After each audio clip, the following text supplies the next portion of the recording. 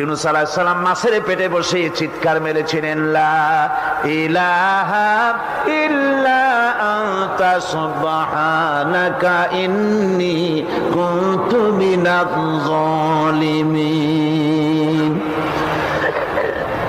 তিনি বলছিলেন, আয় আল্লাহ তাআলা, আমি তোমার প্রশংসা করছি, তুমি ছাড়া উপাস্য নাই, মাবুদ নাই।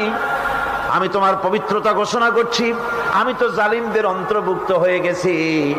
বাস এতটুকুন কথাই বলেছেন।